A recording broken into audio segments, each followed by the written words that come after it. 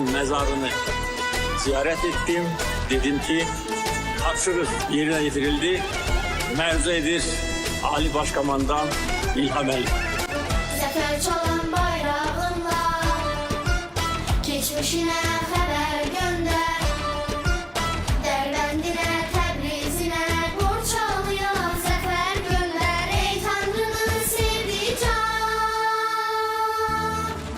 o tay bu tay Azerbaycan,